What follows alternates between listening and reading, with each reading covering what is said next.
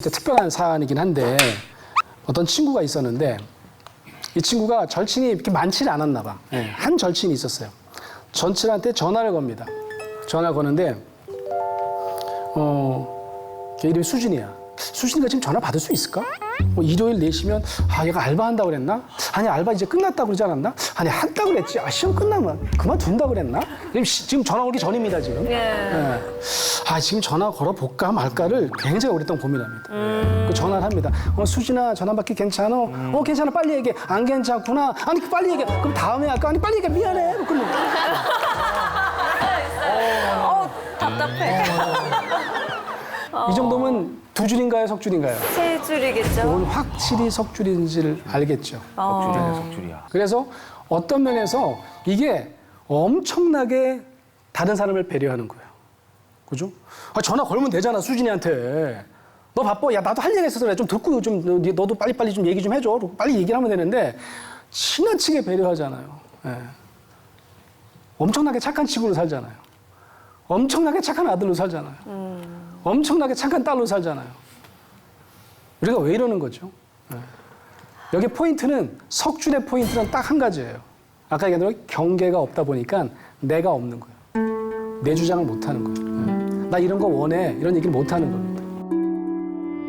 우리가 이런 얘기 한번 들어보신 적 있죠? 착한 아이 컴플렉스. 상담에 찾아온 내담자 한 명을 얘기해 볼게요. 이 친구는 간호대생이었어요. 그래서 열심히 간호대생으로 생활하는 친구인데 실습이라는 게 있나 봐요. 한 3학년 되면. 실습하면 이제 밤늦게 끝나나 봐요. 그래갖고 그날은 점심도 못 먹고 저녁도 못 먹었어요. 이 친구가 절친이랑 자취를 합니다. 근데 밤늦게 한 10시가 돼서 집에 돌아가는데 두 끼를 굶으니까 죽을 것 같아요. 너무 배고파요. 그래갖고 뭘 사 먹어야 되겠는데 다 문을 닫은 거예요. 지나가다가 보니까 자취방 바로 앞에 포장마차에서 막 떠리를 파는데 딱 1인분 조각금 떡볶이가 남은 거예요. 그래서 떡볶이 1인분을 샀습니다. 집에 가서 먹어야지. 헐레벌떡 집으로 돌아갔습니다. 한 10시 넘어서 들어가는데 이 친구가 항상 9시면 자는 친구야. 그날은 어떻게 했을까요? 안 자고 있어. 얘가 또 안 자고 있네. 그리고 이제 떡볶이를 사갖고 딱 들어갔더니 이 아이가 또 이렇게 뚫어지게 쳐다보면서 또 이 개코야. 그래가지고 냄새를 맡았네. 그래갖고 떡볶이? 야, 나 안 그래도 떡볶이 먹고 싶었는데. 그러니까 야, 내가 그럴 줄 알고 널 위해서 사왔지. 진짜? 그럼. 봐봐, 1인분밖에 안 남았잖아. 나는 먹고 들어왔지. 진짜야? 너무 고마워. 야, 너 생각하는 거는 나밖에 없지? 너 진짜 안 먹어도 돼? 난 먹고 들어왔다니까. 나 배 터질 것 같아. 진짜로. 같이 먹자. 됐다니까. 야, 딱 1인분이잖아. 너 주려고 내가 남겨온 거야. 그리고 진짜 방에 들어갔는데 배에서 그냥 요동을 치는 겁니다. 그냥 꼬르륵꼬르륵 하고. 그러니까 갑자기 눈물이 펑 터진 거예요. 한참을 울었습니다. 이거 뭐지? 그래서 이 친구가 상담에 찾아온 거예요. 내가 관계 안에 내 자리가 없구나. 경계가 없구나 하는 걸 이 친구가 알아차린 거죠. 대단한 친구. 이 친구가 어떤 친구인지 그래서 상담을 해보니까 막내로 자랐어. 막내야. 엄마 아버지가 굉장히 나이가 좀 있으셔가지고 신경을 잘 못 써주시는 거죠. 그래서 이 친구 어떻게 할까요? 내가 다 알아서 할게요. 걱정하지 마세요. 라고 해서 공부도 열심히 하고요. 언니, 오빠들은 다 장성했는데 나 때문에 또 대학 학비도 걱정하실까 봐 이 친구가 의과 대학을 갈 수 있는 성적이 나왔는데도 저 간호대 갈게요. 간호대가 내 적성에 맞아요. 라고 해서 전액 장학금을 받고 간호대 갈 친구예요. 이해되시죠? 그래서 이 친구가 그렇게 나를 주장하지 못하는 데는 이유가 있는 거죠. 그죠? 착한 아이 컴플렉스 아니면 착한 친구 컴플렉스에 왜 컴플렉스가 많이 붙었을까요? 내가 그렇게 안 하면 내가 버림받을 것 같아요. 그렇게 안 하면 내가 사랑 못 받을 것 같아요. 그런 불안이 크면 클수록 나는 내가 다 해야 되는 겁니다. 혹시 아세요? 캔디라고? 외로워도 슬퍼도 나는 아는 거 아시죠? 미친 거죠 완전히? 외로워도 슬픈데 왜 아는 게 아니죠. 못 운 거죠. 울 대상을 못 만난 거죠. 테리우스가 잘 해줬나 모르겠어 나중에. 그래서 뭐 캔디가 나중에 중년에 상담 많이 받았다는 얘기가 있어요. 그냥 우울증이 와가지고. 네. 여러분 혹시 그런 경우는 없으세요? 내가 착한 아이로 사는 것 같다, 착한 친구로 사는 것 같다.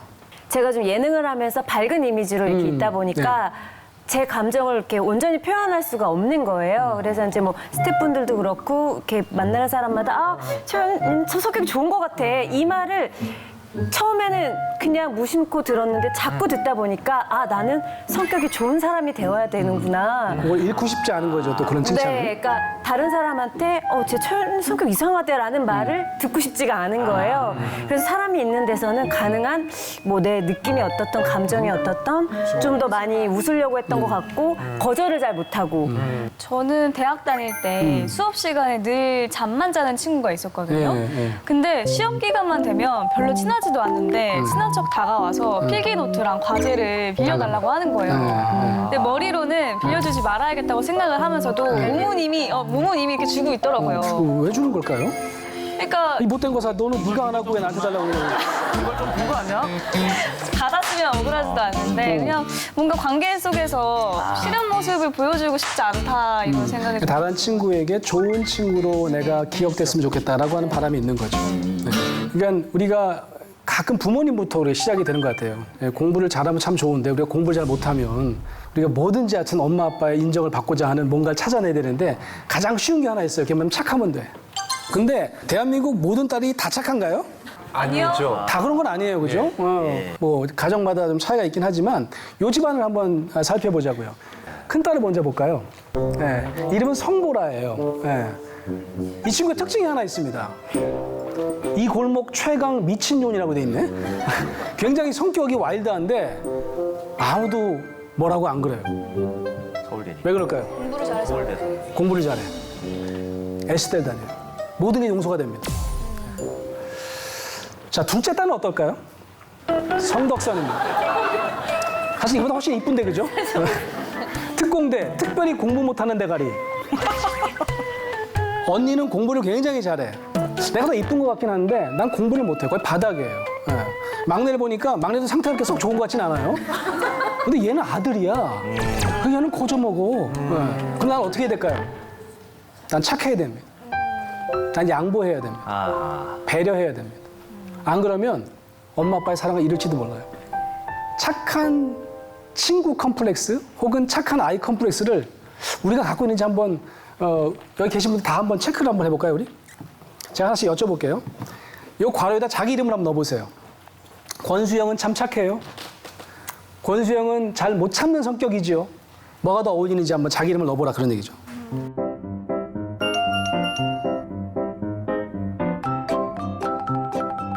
주로 어디에 해당하세요? 왼쪽. 이쪽에? 잘 못 참고 평판 나뉘고 화 잘 내고.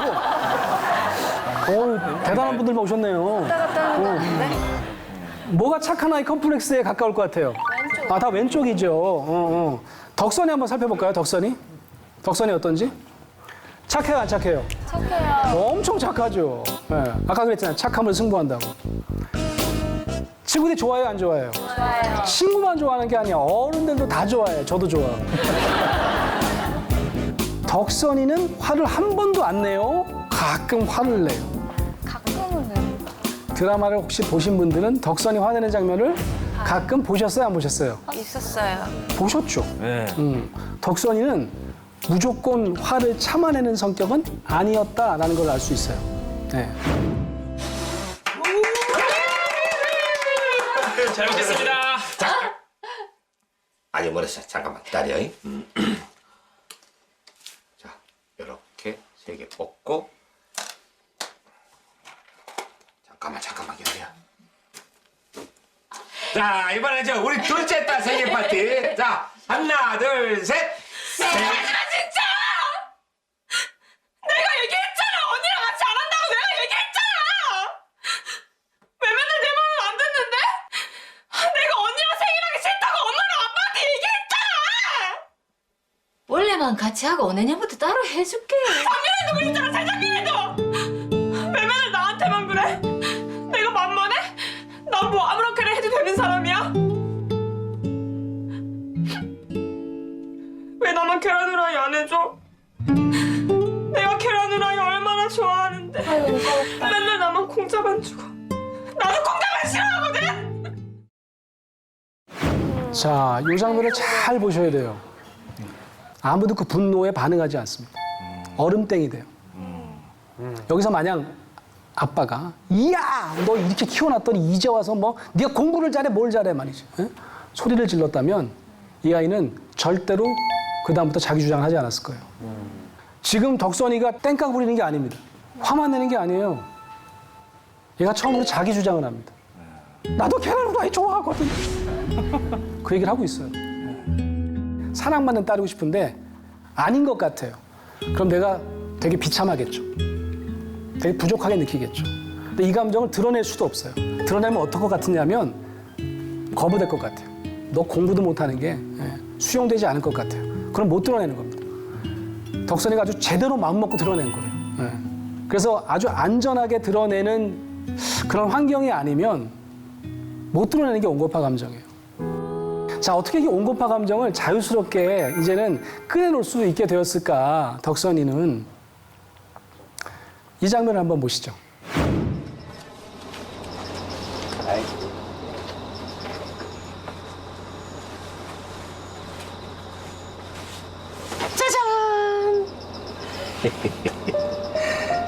우리 덕선이 생일 축하한다. 어미 그나저나 그냥 벌써 초가 18개요. 우리 딸이 언제 이렇게 커버렸을까?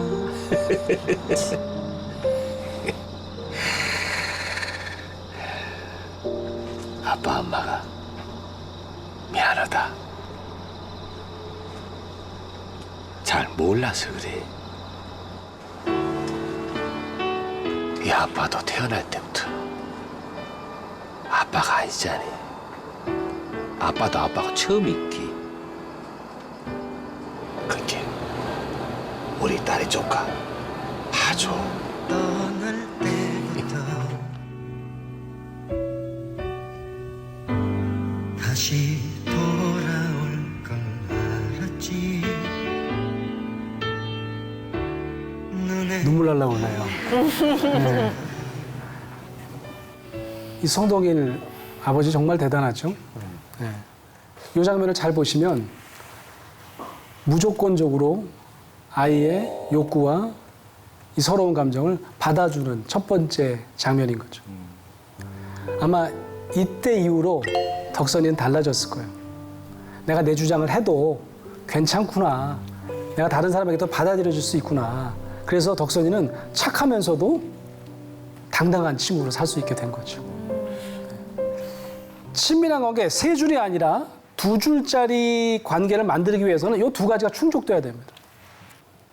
첫 번째가 뭐냐면 이게 상담사들이 하는 방법이에요. 무조건적으로 수용해 줍니다. 조건부족으로 가족한테 주변 사람에게 수용당했던 사람에게 무조건적으로 그 사람이 원하는 바와 그 안에 있는 무너진 감정, 내가 관계 욕구가 무너져 생기는 이 온건파 감정을 잘 공감해 줘야 되는 거죠. 그러니까 주의할 게 있어요. 두 번째 공감이라고 써 있는데 공감이란 말 우리가 많이 쓰잖아요. 그러면 아까 소리를 빡 질렀는데 거기 아버지도 소리 질렀어요. 성동일 아버지도. 이야 너 어디다 대고 말이지. 이게 뭐 공부도 못하는 게 이 정도면 감지덕지지 말이지. 뭘 새로운 케이크를 원해? 라고 화를 냈어요. 두 사람이. 공감이죠? 둘 다 분노와 분노를 함께 느꼈습니다. 이걸 어떤 바보가 공감이라고 그러겠어요. 이건 공감이라고 안 한 이유가 뭐예요? 이 강경파 감정 두 가지가 만나는 거는 시그널끼리 만난 거예요. 오히려 덕선이가 수용하고 아버지를 토닥토닥 해주는 경우도 생기겠네요. 예, 어떤 면에서 이 두 사람의 관계 안에서 덕선이가 아버지한테 받아들여지면서 이제 내가 아빠에게 내가 착한 딸로만 있어야 인정받는 게 아니라 내 주장을 해도 내 서러움을 드러내도 아빠로부터 받아들여지는 경험을 한 거죠. 그러니까 어떤 면에서 상남 장면 같은 장면을 우리가 본 거죠. 오늘 이 사례는 허락을 받고 왔어요. 그래서 이분이 상담을 실제로 받은 분인데요. 이분이 뭐 경제적으로도 유복하고 자녀들이 둘이 있는데 잘 키우셨어요. 근데 이분에게는 뭐가 있냐면 분노 조절 장애가 있어요. 요즘 흔히 얘기하는. 그래서 이 보복 운전에 아주 대가십니다.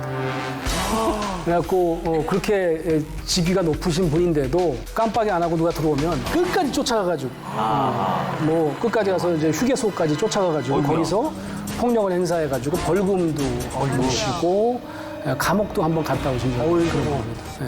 가정생활은 어떠셨을까요? 가정생활은 이 자녀들에게 온갖 물질적 지원을 다 했습니다. 모든 지원을 다 했어요.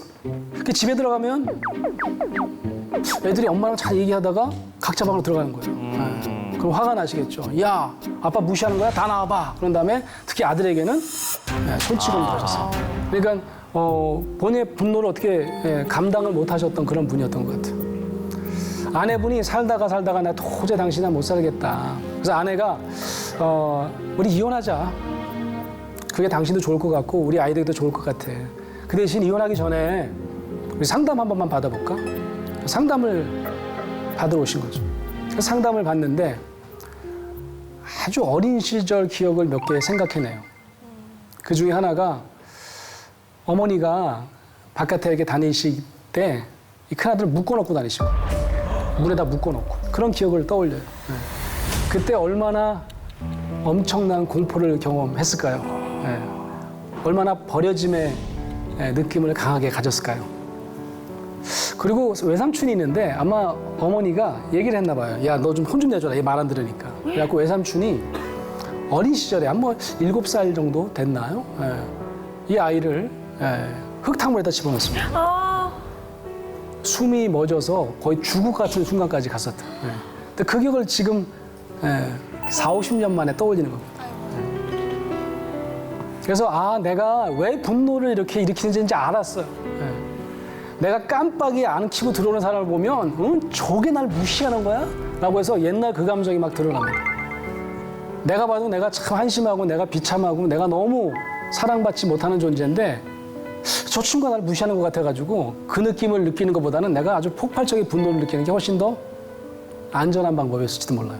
그래서 그냥 원심력 감정만 느끼고 산 거죠.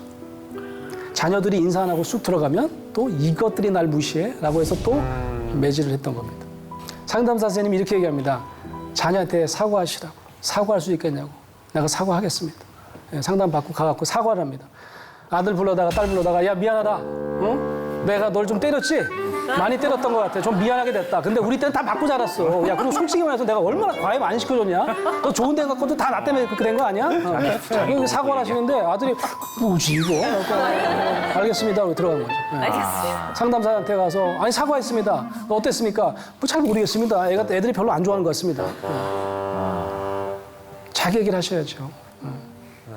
내 안에 있는 온건파 감정 얘기를 하셔야죠.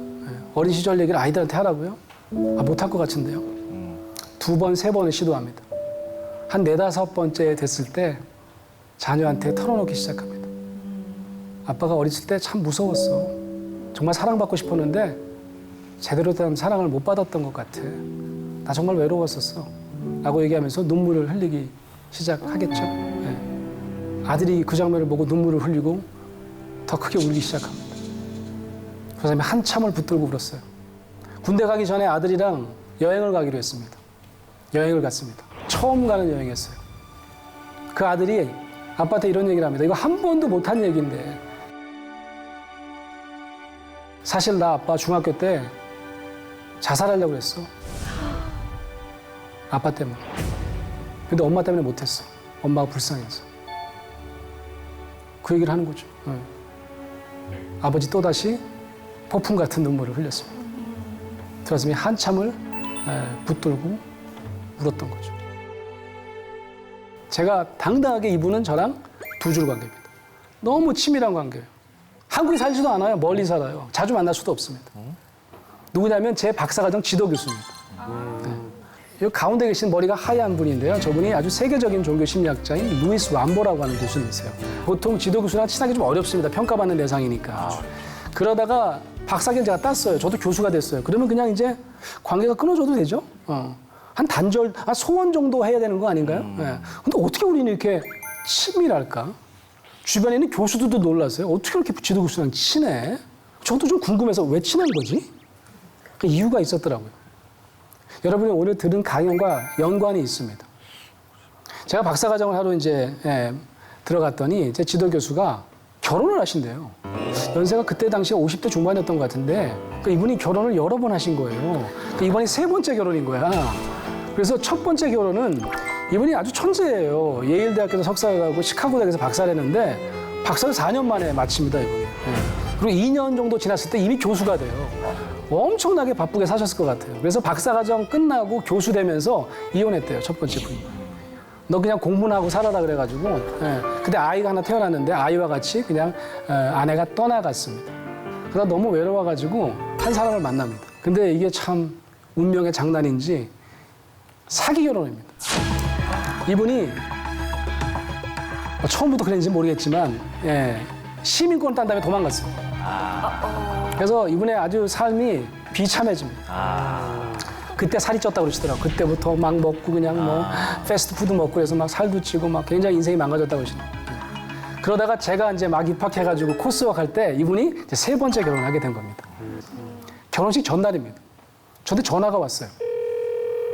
지금 좀 와줄 수 있겠냐요. 자기 연구실로. 근데 목소리가 좀 이상해요. 좀 운 것 같기도 하고. 무슨 일이지? 달려갔습니다. 문을 좀 이렇게 열어놓고 불을 꺼놨어요. 그리고 우리 지도 교수님이 이렇게 책상에 엎드려 있는 것 같아. 그래서 교수님 저 왔어요. 그리고 이제 불을 켜라 했더니 불을 켜지 말래요.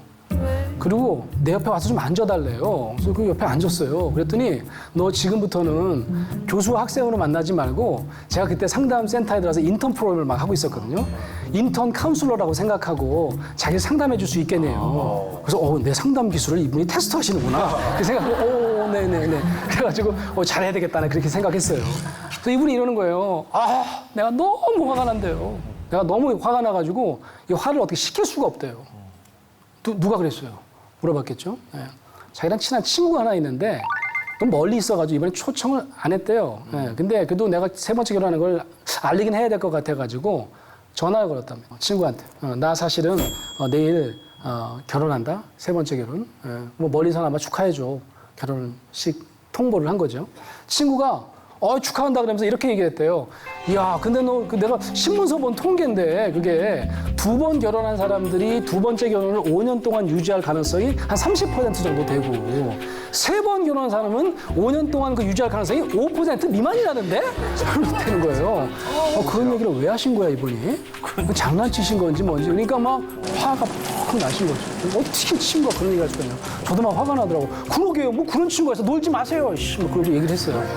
근데 그의 목소리가 울먹거리는 목소리가 나면서 근데 수영, 내가 한 번만 더 결혼에 실패하면 난 스스로 목숨을 끊을지도 몰라. 그런 얘기를 하는 거야.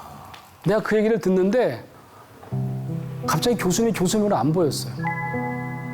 갑자기 뭐 어린아이처럼 보이기도 하고 지금 2번째, 3번째 계속해서 버려질 것 같은 두려움을 가진 한 대상으로 여겨지더라고요. 그래서 그때 내가 좀 뭔가 좀 해봐야지 그러는데 갑자기 눈물이 나는 거예요. 그래갖고 내가 우리 교수님 어떡하면 좋아. 막 그랬더니 그분이 같이 울기 시작하는 거예요.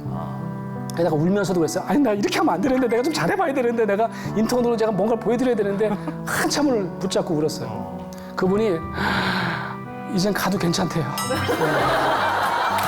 그래서 내가 뭔가 좀 해야 되는데 내가 나 인턴인데 이거 좀 뭔가 좀 보여드려야 되는데 해결책을 좀 줘야 되는데 알았다고 그냥 그러고 이제 나왔어요. 그래서 그냥 오면서 후회해서 내가 좀 잘했어야 되는데 나 진짜 아무것도 못하고 울다 나왔네.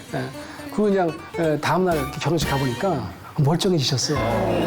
결혼식도 잘하고 잘 끝난 거예요. 그러고 나서 제가 이제 박사과정 논문을 쓰는데 제가 이제 기숙사에 살았을 거 아니겠어요? 외국 학생이니까.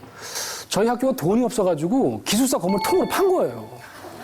그래갖고 방학 때 다 나가래요. 아무 대책도 없이 나가라는 게 말이 돼요. 너무 화가 나는 거예요. 그래서 이거 어떡하냐. 그래서 막 한국 사람들이 이제 쫓겨난 게 주로 한국 사람들이 이제 갈 데가 없으니까 유학생들이 모여가지고 그래서 제가 그때 대장을 했어. 내가 가만히 있으면 안 된다 말이야. 인종차별을 내가 걸 거야. 막 이래가면서 어떻게 우리 같은 사람을 이렇게 쫓아낼 수가 있냐. 격하게 그냥 제가 저항한 거죠. 한두 명씩 빠져나가더라고요. 이랬다가는 잠깐 졸업 못할 것 같다. 나중에 둘밖에 안 남더라고요. 결국 해결이 어떻게 됐냐면 그러면 어느 하우징을 구해가지고 거기에 싼 값에 들어가게 해주는데 싱글만 가능하대요. 결혼 안 한 사람만. 우리 둘은 결혼했어. 신나게 그냥 저항한 다음에 우리만 집이 없는 거예요. 그러니까 우리만 버려지는 느낌을 받았어요. 그러니까 나머지 막 좋아라 해요. 결혼 안 한 사람들은. 근데 우리 둘은 시큰 화만 내고 그리고 우리는 쪽박 신세가 되는 거예요. 어떡할까 제가 지도교수 찾아갔습니다. 나 어떡하죠? 나 돈이 없어서 바깥에 집을 못 구하는데 나 한국 가야 될 것 같아. 그렇게 얘기했더니 내가 방법을 찾아보겠대요. 그래서 열심히 학교에 가서 총장님, 부총장님, 그다음에 뭐 기숙사 담당자님 막 만나서 설득을 하신 것 같아요. 그래서 연락이 왔어요. 방을 주겠대요. 석사들 주는 방인데 가족이 쓰는 2층 집이 있대요. 굉장히 좋은 집이거든요. 700불이면 괜찮아요. 싼 거야. 근데 이게 석사 학생들한테는 700불 주는 방인데 너는 1,500불 내래요. 2배를 더 내래. 그래서 나 돈도 없는데 나 700불, 1,000불 넘으면 나 못 내는데. 그래갖고 교수님한테 또 찾아가서 나 이거 등록금을 안 낸다고 또 이렇게 2배를 내라네요. 그랬더니 아니 뭐 이런 경우가 다 있냐고 또 자기 가서 막 따지시더라고요. 근데 결국은 뭐 우여곡절 끝에 맨 마지막에 편지가 왔습니다. 1,500불 내면 들어오고 아니면 집 못 준다라고 하는 거죠. 네 선생이 굉장히 어필을 많이 했는데 네 지도교수가 미안하지만 그 부탁도 못 들어주게 됐다라고 이메일을 보냈어요.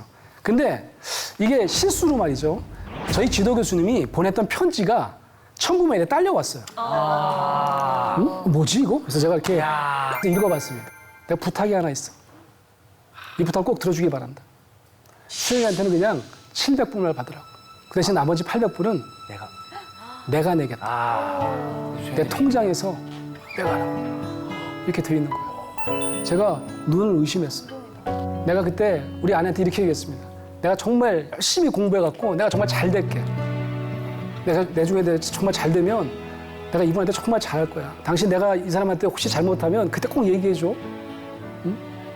내가 아버지도 일찍 돌아가셨는데 내가 진짜 아버지로 삼고 내가 정말 남모 교수한테 잘할 거야. 제가 정말 운 좋게 학위를 마친 다음에 제가 4년 만에 마쳤어요. 열심히 해갖고. 제가 또 운 좋게 바로 교수가 됐어요.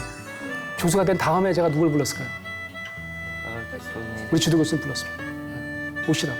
제가 초빙 교수로 해가지고. 지난 15년 동안 제가 4번 정도 부른 것 같아요. 제가 한 2번째 불렀을 때 교수님한테 얘기를 했어요. 교수님 아세요? 제가 그 편지 읽은 거? 무슨 소리냐. 아니 어떻게 그럴 수가 있어요? 나도 지금 교수하는데 나는 절대로 그렇게 못해. 나는 절대로 내 월급에서 90만 원을 빼가지고 아무리 내가 이뻐하는 학생한테 준다? 난 못해. 어떻게 그게 가능했어요? 그랬더니 그분이 그러더라고요. 너 몰라? 너는 내 그냥 여러 명 학생 중에 한 명이 아니야. 너는 내가 정말 모든 사람에게 버려지는 바닥에 떨어졌을 때 그 자리에 같이 있었던 친구야. 너 모르니? 너는 내 친구인 거. 그러시는 거예요. 그때 또 둘이 한참 울었겠죠. 많이 우셨네. 많이 우셨어요. 여러분 우리 주위에 꼭 가족이 아니어도 괜찮습니다. 우리가 정말 아무한테나 나눌 수 없는 우리의 관계 욕구가 무너져서 생기는 온건파 감정을 잘 나누면서 살 수만 있다면 어쩌면 우리는 정말 친밀한 관계를 유지하고 행복한 삶을 살 수 있을 것 같습니다. 제가 이제 어디 가서 저도 이제 막 강의 듣고 공부하고 이렇게 하는데 거기 이제 어떤 상담사 선생님이 이제 그런 얘기를 하시더라고요. 자기는 처음에 상담을 할 때 사람들이 이렇게 오면은 이제 이렇게 질문을 하잖아요. 상담사 선생님들이. 네, 오늘 기분은 좀 어떠세요? 모르겠어요. 아, 그러시구나. 그러면 좀 어떤 점이 좀 요 상담을 통해서 개선되시면 좋겠어요? 모르겠어요. 모르시구나. 그러면은 어떤 점이 가장 화가 나시고 뭐 이러세요? 잘 모르겠어요. 모르겠다는 답변을 정말로 사람들이 많이 하더라는 거예요. 처음에는 되게 불성실하다고 느꼈대요. 그래서 모를 거면 왜 오는 거야?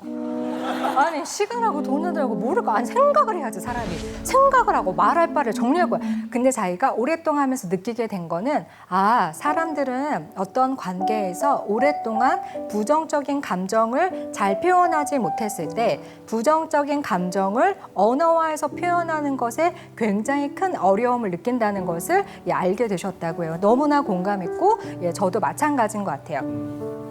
자, 여러분은 누구하고 관계에서 딱 갈등이 생겼을 때 어떻게 처리하세요? 만약에 강성진 씨가 이분들의 선배라고 딱 가정을 하고 우리 나르샤 씨랑 이제 고나은 씨랑 김동완 씨 선배라고 가정을 하고 밥을 사주기로 약속을 했던 거예요. 야, 내가 쏠게 이제 이랬어요. 그런데 저 좋아하죠. 네. 약속 시간이 1시간도 안 남았어요. 다 출발했어요. 갑자기 야 내가 일이 생겨서 못 갈 것 같아. 그래서 다 이미 출발한 상태에서 못 갈 것 같다라는 전화를 받았을 때 어떤 식으로 그 취소 전화를 받을지 우리 한 명씩 한번 그게 해볼까요? 제가 선배인데 밥을 취소하는 상황이군요. 중요한 건 우리가 사달라고 하지도 않았는데 네. 자기가 막 먹자고 막 시간 꼭 예. 빼라고 막 이래서 막, 악역이네요. 네, 시간도 옮기고 막 이랬어요. 막 운동도 막 취소하고 막. 그래요? 네. 예. 저한테 먼저 연락. 여보세요? 네, 여보세요. 저 출발했어요. 그래. 난 나르샤. 네, 야, 그 있잖아. 우리 식사 네. 약속했던 거 말이야. 했죠. 내가 지금 사정이 생겨가지고 이거 네. 갑자기 취소해야 되겠는데 이거 어떡하지? 장난하지 마요. 아니야. 이거 진짜로. 그럴까봐 모범 택시 탔어요. 지금 차도 안 잡혀가지고. 그래? 장난하지 마요.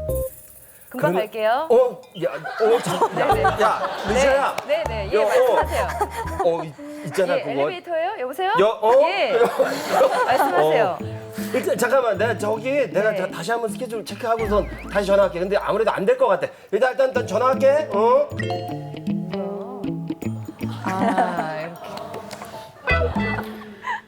네, 우리 두 번째 한번 해볼까요?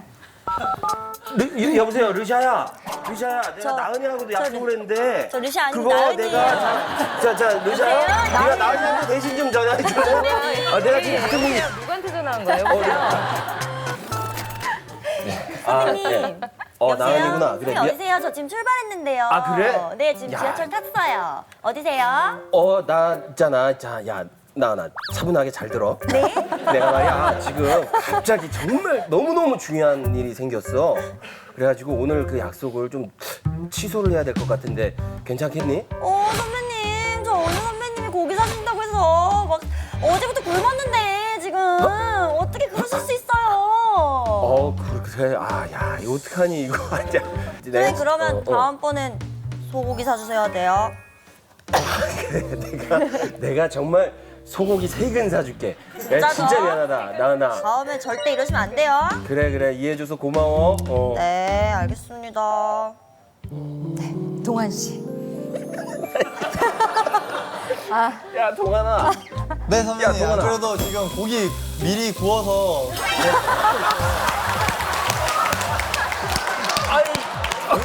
오시면 바로 딱 드시라고 다 미리 구워놨습니다 지금. 야, 굽고 있네? 네네네. 근데 왜 야, 먹고 있어. 근데 왜 있잖아. 아무도 안 오시는 것? 동환아, 네. 진짜 미안해. 내가 네네네. 갑자기 지금 너무 중요한 일이 생겨가지고 네. 거기 못 갈 것 같아. 일단 그 굽고 있는 고기는 좀 네. 먹고 내가 계산은 따로 내가 가게 가서 할게. 그 먹고 또 부족한 거 있으면 또 좀 포장해서 가라. 미안하다. 네 알겠습니다. 잠깐만요. 네. 네. 네. 보통 그래도 나르샤 씨랑 나은 씨는 이렇게 약간은 기분 나쁜 티를 조금은 냈죠, 이렇게. 근데 이제 동환 씨는 예, 알겠습니다. 그러니까 일종의 침묵이죠. 그거에 대해서 얘기 안 하고 우리 보통 다 이런 범주예요. 이렇게 또 확실하게 이렇게 얘기는 하지 않고 보통 침묵하거나 아니면 뒷담화하는 거죠. 네, 그러실 수 있죠. 진짜 웃기지 않냐? 네. 우리가 보통 이제 이렇게 부정적인 일, 감정 이런 거 생겼을 때 적절하게 의사 표현하는 거 우리 잘 못 해봤어요. 그래서 우리들이 이제 그런데 말을 못하지만 표현을 해야 되잖아요. 그래서 우리들이 배운 언어가 3가지가 있어요. 첫 번째는 침묵의 언어예요. 침묵하는 방법을 배우게 된 거죠. 우리 어렸을 때 우리 아버지들 음주 가무 좀 하셨잖아요. 우리 초등학교 때, 뭐 한 2학년, 3학년, 4학년 이때쯤 아버지들 한창 많이 드셨거든요. 그러면 음주를 이렇게 딱 하고 들어온 아버지께서 보통 이렇게 얌전히 주무시나요, 이렇게? 그렇지 않죠. 보통은 이렇게 엘사 돼가지고 집을 다 얼려버리거나 자는 여러분 막 계속 깨우죠. 일어나. 아빠 누구 때문에 이래 일어나 막 이러면서 이제 깨우고 그러다가 또 엄마랑 뭐 싸우고 이러면서 하여튼 막 굉장히 집안이 시끄러워요. 그러면 그날은 보통은 이제 일찍 들어가서 이제 자죠. 근데 굉장히 불안 레벨이 높은 상태에서 잠이 들어요. 가슴이 약간 쿵쾅거리고 혹시 많이 크게 싸우면 어떡하지 무섭다 이러면서 불안 레벨이 높은 상태에서 잠이 들기 때문에 평소보다 일찍 일어나요. 눈치를 보면서 밥을 좀 더 빨리 먹고 평소보다 약 8분 정도 일찍 등교하게 돼요. 자, 혹시 그 다음날 아침에 일어나서 아빠한테 컴플레인 해보신 분 있어요? 아버지, 술 좀 깨셨어요? 와, 어젯밤에는 인간이 아니시더라고요. 제가 어젯밤에 자면서 생각해봤는데요. 진짜 너무 무서워가지고 같이 살긴 좀 어려울 것 같고요. 그 양육과 음주에 대한 태도 한번 점검해 보실 때 된 것 같고 제가 큰아빠한테 전화해 놓을 테니까 오늘부터는 바로 그쪽으로 귀가하시면 좋겠고요. 일단 어머니는 저희가 같이 있도록 하겠습니다. 좀 그 입장에서 정리되시면은 얘기하고 협의되면 다시 동거하는 걸로 하겠습니다. 원래 이렇게 해야 되는 게 원래 맞는 거죠. 하지만 대한민국의 대부분 굉장히 많은 가정들에서 우리가 어린 시절에 부적절한 어떤 대우나 어떤 위협적인 상황에 대해서도 우리가 바로바로 얘기할 상황이 잘 되지 않았어요. 그렇기 때문에 우리가 배웠던 것은 안전한 침묵이에요. 상중 혈수님은 당신이 누구입니까? 라고 물어보면 어떻게 답하실 수 있겠어요? 저는 어쩌다 얼음의 중심 철수고 아재 개그를 참 즐거워하고 그리고 배우를 하고 있는 현재 대한민국에 거주하고 있는 김상중입니다. 너무 좋은 게 하나 있었죠. 아재 개그를 즐거워한다. 중심철수다운 아주 엑설런트한 답변이 하나 있었어요.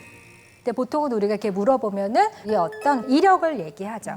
근데 이제 사랑은 그런 거를 물어보지 않아요. 당신이 하는 일 중요하지 않고 당신의 스펙도 사랑에는 별로 도움이 관계 맺는 거에는 도움이 되지 않아요. 우리가 사회적으로 써왔던 기능과 관계에서 쓰는 기능은 굉장히 다른 것들이라는 거죠. 그래서 좀 더 자신을 알아가는 이제 기능이 필요하게 되는데요. 이런 사례가 있었어요. 민희와 현수라는 사람의 사랑 얘기인데요. 민희하고 현수는 굉장히 그 얘기를 많이 하는 커플이었어요. 그런데 우리가 일반적인 관계에서 누가 되게 재밌는 얘기 해주고 웃긴 얘기 해주면은 누구 만났을 때 말하게 되잖아요. 야, 나 오늘 진짜 웃긴 얘기 들었잖아. 이런 거 막 얘기하잖아요. 그런데 민희가 자기가 자기 스스로를 관찰해 본 바 현수한테 들었던 재밌는 얘기를 그 누구한테도 하지 않는다는 걸 알게 됐어요.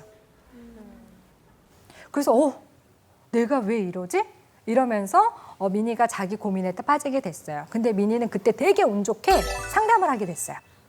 그래서 저한테 약간 이런 특징들이 있는 것 같아요. 이런 얘기를 하게 됐는데 자기 자신에 대해서 알아갔던 한 가지 사건은 뭐였냐면 민희가 초등학생 때였어요. 초등학생 때 민희의 엄마는 시댁 식구와 함께 살았어요. 그런데 어느 날 그 시댁 식구들이 다 여행을 가고 혼자 있던 날이 있었어요. 엄마랑 민희가. 그러면 이제 이런 날은 친구를 불러야 되는 날이거든요. 그래서 이제 엄마가 친구들을 다 불렀어요. 그래서 친구들하고 막 얘기를 하면서 이제 이런 거 너무 힘들고 이런 거 너무 힘들고 이랬어요. 그랬더니 친구들이 뭐라 그랬냐면 야, 그래도 민희 있는데 이런 얘기 이렇게 다 해도 돼? 이렇게 말했어요. 그러니까 엄마가 뭐라 그랬냐면 걱정하지 마. 우리 민희는 너무너무 속이 꽉 차가지고 우리가 굳이 말 안 해도 할 말 안 할 말 다 분간해서 말 안 전하는 애야. 이렇게 얘기했어요. 어렸을 때 그 순간 이렇게 누군가 해주는 말은 누구한테 전하면 안 되는 거구나 이런 생각으로 또 자기 검열에 딱 묶이게 된 거죠. 이게 이제 민희가 현수라는 사람과 연애를 하면서 알게 된 자기 자신의 숨겨져 있던 영역이죠. 이런 식으로 우리는 계속해서 자기의 창문들을 열어가고 지금까지 알지 못했던 자신을 알게 되면서 사랑의 관계를 맺어가게 되죠. 근데 이거는 되게 부대껴요. 하기가 되게 버거웠단 말이죠. 그러면 방치하게 되면 어떨까요? 됐어. 이렇게 하지 않을 거야. 그러면 첫 번째로는 굉장히 피상적인 관계를 맺게 되겠죠. 뭐 그냥 좋은 게 좋은 거지 뭐 인생 뭐 있어. 그래서 관계를 깊게 들어가지 않는 거예요. 야, 피곤한 얘기를 하지 말자. 야, 뭐 좋은 얘기라고 그런 거를 해. 그냥 야, 우리 만났을 때는 즐겁게 먹고 좋게 지내다가 그냥 안 맞으면 쿨하게 그냥 또 갈 길 가고 이러면서 가자. 이렇게 약간 피상적으로 관계를 맺게 되는 거예요. 두 번째는 자기 연민에 빠져요. 내 말을 알아듣는 사람이 없어. 있잖아, 나는 한국 사람하고는 안 맞아. 내 짝은 한국에 없고 난 이태원 가야 마음이 편하다. 막 이렇게 하면서 자기 연민에 되게 빠지는 거예요. 그 다음에 이제 고립이죠. 그냥 혼자 살겠어. 사랑 따위 너무 귀찮아. 너무 골치 아파. 관계를 맺지 않을 거야. 그냥 아예 그냥 다 싹을 다 잘라버리는 거예요. 뭐 아무것도 관계 맺지 않고 그냥 혼자서 다 하는 거죠. 그러면 이제 폭발하는 거예요. 야, 내가 지금 이 일 하나 때문에 그러는 줄 알아? 막 이러면서 막 창고 대방출하는 것처럼 얘기하는 분들 있죠? 막 이런 식으로 얘기하는 거예요. 그 다음에 이제 관계를 완전히 파괴해버리죠. 가버려. 나도 원래 가고 싶었는데 참고 있어서 가버려. 막 이렇게 하면서 가라고 하는 거예요. 이렇게 계속 방치하게 되면 이제 질병에 걸려요. 화병이랄지 위염이랄지 이런 그 신체적인 그 신체화 증상이 이제 나타나기도 하죠. 이렇게 사랑이 주는 도전들에 대해서 우리가 적절하게 반응하지 못하면 이제 우리가 길을 이렇게 벗어나서 갓길로 가게 돼요.